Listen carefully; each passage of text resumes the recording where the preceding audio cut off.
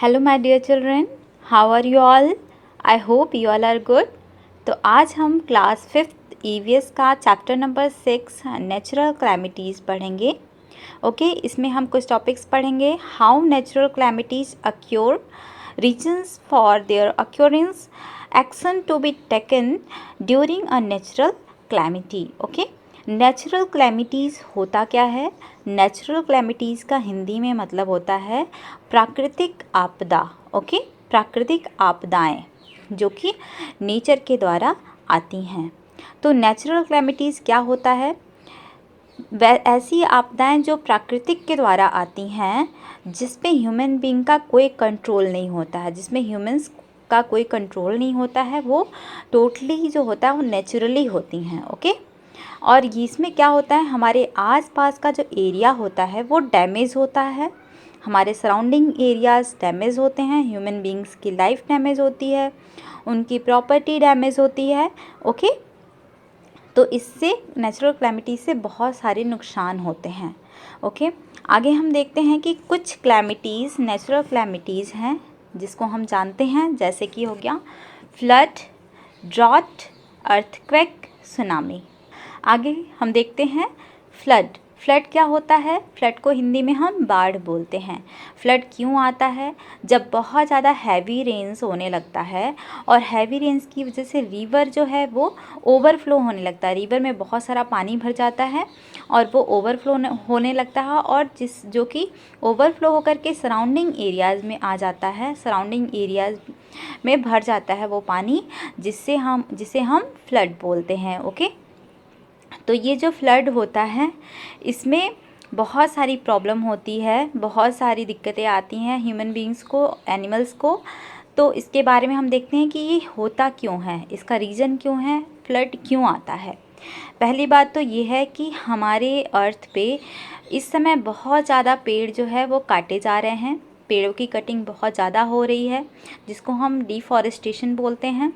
Deforestation की वजह से जो हमारा अर्थ का टेम्परेचर है वो इंक्रीज होता है, हाई हो रहा है, राइज हो रहा है। ओके, उसका टेम्परेचर हाई होने की वजह से जो ऊपर जो टॉप एरियाज़ हैं, बर्फीले एरियाज़ हैं, वहाँ से जो बर्फ़ है वो टेम्परेचर की वजह से वहाँ से पिघलना शुरू हो जाती है और वो आ करके नदियों में भर जाती है। जिससे नदियाँ जो हैं वो पूरा ओवरफ्लो होने लगती हैं और फ्लड आने की संभावना ज़्यादा हो जाती है।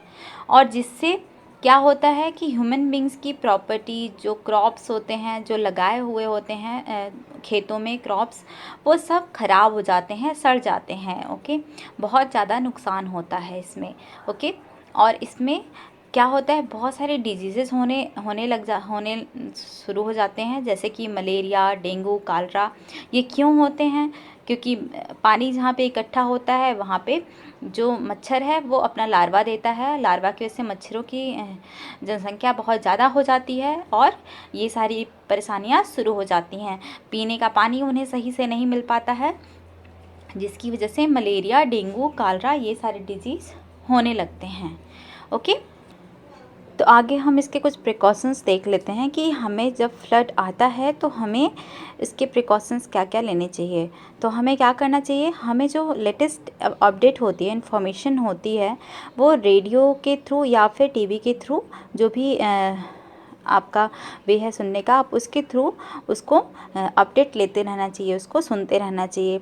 और हमें अगर हाउस के अंदर पानी अगर घुस रहा है तो हमें इलेक्ट्रिसिटी मीटर जो है वहाँ से लाइट को स्विच ऑफ कर देना चाहिए, ताकि पूरे घर में करंट ना आए और हम सेफ रह सकें। ओके, अपने पास कुछ flash lights, candles, match box, ये सारी चीज़ें अपने पास रखनी चाहिए ताकि इमरजेंसी में ये काम आ सकें। और अपने पास ड्राई फूड आइटम्स रखने चाहिए, मेडिसिन, क्लीन ड्रिंक वाटर जो होता है वो अपने पास सेव करके रखना चाहिए ताकि ये आगे काम आ सके। ओके, नेक्स्ट हमारा है कि हमें जब भी बहुत ज़्यादा पानी भर जाता है फ्लूड एरिया में, तो हमें वहाँ पे स्विम करके कहीं एक जगह से दूसरी जगह नहीं जाना चाहिए, और ना ही तो वहाँ पे ड्राइव करना चाहिए, और किसी भी व्हीकल के थ्रू एक जगह से दूसरी जगह नहीं जाना चाहिए। हमें क्या होता है, कभी कभी कुछ टाइम में आप देखते हो जब फ्लूड सिचुएशन ऐसी आ जाती है, तो हमारा जो कंट्रोल होता है वो उस पर ख़त्म हो जाता है। तो ऐसे टाइम में जो हमारी गवर्नमेंट होती है वो आर्मी को भेजती है वहाँ के लोगों को बचाने के लिए, वहाँ के लोगों को एक जगह से दूसरी जगह तक लेके जाने के लिए। तो इसको हम रेस्क्यू ऑपरेशन बोलते हैं। ओके, आगे देखते हैं। We can control floods by, हम कैसे कंट्रोल कर सकते हैं फ्लड को, आने से कैसे रोक सकते हैं कि वो किस तरह से ना हो और ये नेचुरल कैलेमिटीज़ ना आए। तो इसके लिए हमें बहुत ज़्यादा प्लांटिंग करना चाहिए, बहुत ज़्यादा ट्रीज़ लगाना चाहिए, और ऐसे एरिया में हाउस कंस्ट्रक्शन नहीं करना चाहिए जहाँ पे नदी हो, या फिर नदी के किनारे हाउस कंस्ट्रक्शन नहीं करना चाहिए। ओके, और जो डैम का कंस्ट्रक्शन होता है वो स्ट्रॉन्ग हो, इसके लिए ये करंट अपडेट जो है वो लेते रहना चाहिए, और वो डैम स्ट्रॉन्ग होना चाहिए, ये ज़रूरी है। ओके, तो जो फार्मर्स होते हैं, आगे हम देखते हैं जो फार्मर्स होते हैं उनके लिए फ्लड्स जो है वो कैसे इम्पोर्टेंट होता है। फार्मर्स के लिए ये इसलिए इम्पॉर्टेंट होता है क्योंकि फ्लड की वजह से जो मिट्टी होती है वहाँ की, जो वहाँ का सॉइल होता है वो फर्टाइल हो जाता है, और फर्टाइल की वजह से वहाँ पे एग्रीकल्चर प्रोडक्शन ज़्यादा होता है। तो इसकी वजह से ये फार्मर्स के लिए एक तरह से अच्छा होता है। ओके, नेक्स्ट हम देखते हैं ड्रॉट का मतलब होता है सूखा पड़ जाना या सूखा होना। तो इसमें क्या होता है, सूखा का मतलब ही समझ में आ रहा है कि जहाँ पे पानी नहीं होता है या फिर पानी की मात्रा बहुत कम हो जाती है, तो उसको हम ड्रॉट बोलते हैं। तो ये ऐसे एरिया में आता है जहाँ पे बहुत कम रेनफॉल होता है, और या फिर बहुत लंबे समय से वहाँ पे रेनफॉल नहीं हुआ रहता है। तो ऐसे एरिया में ड्रॉट हो जाता है, और वहाँ का वेदर जो है वो बहुत ही हॉट होता है, और वहाँ पे पानी जो है बुरी तरह से ख़त्म हो जाता है ज़मीन से। तो ये प्रॉब्लम होती है, ये ऐसे लोकेशन में होती है जैसे आपका जहाँ पे जो रिवर या फिर सी, ये सारी चीज़ें जो हैं बहुत ही दूर होती हैं, ये ऐसे लोकेशन में ज़्यादा होती हैं। ओके, तो ऐसे में क्या होता है, वहाँ पे रेनफॉल जो है बहुत ही कम होता है। जैसे कि आपके इंडिया में जैसे राजस्थान हो गया, बिहार, मध्य प्रदेश, यहाँ पे क्या है, यहाँ पे पानी की मात्रा कम हो जाती है। यहाँ पे बारिश अगर कम होती है तो यहाँ पे रेनफॉल होता है, क्योंकि ये सब डेजर्ट एरिया हैं। तो ऐसे में वहाँ पे पानी की मात्रा कम हो जाती है, बारिश वहाँ पे कम होती है, और जिसकी वजह से ड्रॉट वहाँ पे ज़्यादा होता है। ओके, आगे हम देखते हैं डिफॉरेस्टेशन की वजह से भी ड्रॉट भी होता है, क्योंकि अगर ट्रीज़ की कटिंग ज़्यादा मात्रा में होती है तो वहाँ पे रेनफॉल कम होता है, उस एरिया में रेनफॉल कम होता है, बारिश कम होती है, क्योंकि पेड़ जो हैं, ट्रीज जो हैं, वो बहुत ही इम्पोर्टेंट रोल प्ले करते हैं नेचुरल क्लैमिटी या फिर नेचर को बनाने में, नेचर को एक व्यवस्थित ढंग से रखने में बहुत ही इम्पोर्टेंट रोल प्ले करते हैं। ओके, आगे हम देखते हैं the effect of drought are. Okay, drought का इफ़ेक्ट क्या होता है, इससे क्या होता है, क्या प्रॉब्लम होती है, इसमें क्या होता है। आपने देखा कि पॉन्ड, लेक, रिवर ये सब ड्राई अप हो जाते हैं, और पीने का पानी नहीं होता है वहाँ पे, जिसकी वजह से एनिमल्स और ह्यूमन बींग्स बहुत ही परेशान हो जाते हैं। ओके, विदाउट वाटर जो क्रॉप्स होते हैं वहाँ पे, जो अनाज जो उगाए हुए होते हैं वो क्या होते हैं, डाई हो जाते हैं, जो फसलें होती हैं वो ख़राब हो जाती हैं, और जिसकी वजह से जो कैटल, जो जानवरों का झुंड होता है, उनको खाना नहीं मिल पाता है और पानी भी नहीं मिल पाता है, तो वो भूखे होते हैं, और भूख की वजह से वो मर भी जाते हैं। ओके। आगे हम देखते हैं कि वहाँ पे बहुत टाइम तक न्यू क्रॉप्स जो है वो भी ग्रो नहीं होती है, क्योंकि वहाँ की जो मिट्टी होती है बहुत ही ड्राई हो जाती है और वो बिल्कुल वहाँ पे कोई भी प्लांट्स ग्रो नहीं हो सकता है। तो जिससे फार्मर्स बहुत ही परेशान हो जाते हैं और वो भी भूख से बहुत ही परेशान होते हैं। ऐसे टाइम में उनको भी बहुत ही मुश्किल होता है सरवाइव करना। ओके। तो ऐसे में क्या होता है कि वेजिटेबल्स और फ्रूट्स की सप्लाई जो है वो देश में वो कम हो जाती है। ओके। वेजिटेबल फ्रूट्स की सप्लाई कम होने की वजह से जो वहाँ का प्राइस होता है वो इंक्रीज हो जाता है। ओके। तो ये प्रॉब्लम होती है ड्रॉट की वजह से। आगे हम देखते हैं कि हम ड्रॉट को कैसे कंट्रोल कर सकते हैं। इसके लिए भी वही काम है कि हमें बहुत ज़्यादा ट्रीज़ लगाना है, और जिसको हम एफॉरेस्टेशन बोलते हैं। ओके। ट्रीज़ लगाने को हम एफॉरेस्टेशन बोलते हैं, और जिससे कि रेनफॉल जो होता है वो इंक्रीज़ हो जाता है। ट्रीज़ की वजह से ही रेनफॉल आता है। और हमें दूसरा हमें क्या करना चाहिए कि हमें ग्राउंड लेवल का जो ग्राउंड वाटर है उसको बचाने के लिए हमें हार्वेस्टिंग करना चाहिए, वाटर हार्वेस्टिंग करना चाहिए, यानी कि वाटर को बचाना चाहिए। और अगर बारिश होती है वहाँ पे तो उस बारिश वाले पानी को हम ग्राउंड में एक ऐसे बोल सकते हो आप पॉन्ड या फिर कुछ बना के। ओके। तो इस तरह से हमारा ये हमने ड्रॉट के बारे में जान लिया। लेट्स रिकॉल, ये आपको खुद से करना है। अगर आपको इसमें समझ में नहीं आता है तो आप कमेंट सेक्शन में लिख करके आप मुझसे पूछ सकते हो। आगे हम देखते हैं, क्या आपको पता है कि जो हमारा अर्थक्वेक, हमारे जो धरती पे अर्थक्वेक आता है, इसको मेजर करने के लिए हम क्या करते हैं? इसको मेजर करने के लिए हम सिस्मोग्राफ का यूज़ करते हैं। ओके। ये एक डिवाइस होता है जिसके थ्रू हम अर्थक्वेक को मेजर कर सकते हैं। ओके। और आपका अर्थक्वेक होता क्या है, पहले हम अर्थक्वेक के बारे में जान लेते हैं। अर्थक्वेक का हिंदी में होता है मतलब भूकंप। आपने भूकंप सुना होगा, तो उसको हम अर्थक्वेक को भूकंप भी बोलते हैं। तो भूकंप की वजह से क्या होता है? भूकंप की वजह से जो हमारा अर्थ होता है, अर्थ का सरफेस, वहाँ पे सडनली शेकिंग होता है। ओके। वहाँ पे अचानक से हिलने लगता है वो जगह जहाँ पे अर्थक्वेक आता है। तो जब वो शेकिंग होता है इसको हम अर्थक्वेक कहते हैं। ओके। तो अर्थक्वेक क्यों होता है, किस रीजन की वजह से होता है, ये हम देखते हैं। When tectonic plates collide with each other it cause trembling of the earth surface। Okay. तो ये जब टेक्टोनिक प्लेट्स जो होते हैं, जो अर्थ के अंदर होते हैं, ये जब कोलाइड होते हैं, एक दूसरे से टकराते हैं, तो जिसकी वजह से हमारे अर्थ के सरफेस पे शेकिंग होता है, ट्रेम्बलिंग होता है और अर्थक्वेक आता है। Okay. Nuclear bombing and volcanic eruption also contributes to shaking of the ground. जहाँ पे न्यूक्लियर बमिंग वगैरह का टेस्ट किया जाता है, टेस्टिंग होती है, या फिर वोल्केनो जो होते हैं अगर वो भी आते हैं, तो जिसकी वजह से भी हमारा अर्थ जो है वो शेक करता है, ग्राउंड पे शेकिंग होता है। ओके। तो ये सारी चीज़ें की वजह से अर्थक्वेक आता है। आगे हम देखते हैं, the point of origin of the earthquake below the surface of the earth is called focus. जो पॉइंट होता है अर्थक्वेक का, जो मेन पॉइंट होता है, ओरिजिन पॉइंट होता है, ये जो होता है ये सरफेस अर्थ का जो सरफेस होता है उसके नीचे होता है, जिसको हम फोकस कहते हैं। ओके। और an epicenter is the point on the earth's surface directly above the focus। Okay.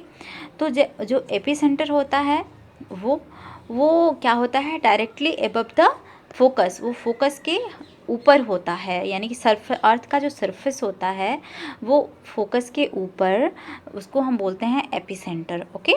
उस पॉइंट को हम एपिसेंटर बोलते हैं। तो it is a point where the earthquake begins. तो यही पॉइंट होता है, एपिसेंटर ही होता है जहाँ से अर्थक्वेक जो है वो बिगिन होता है, यानी कि शुरू होता है। ओके।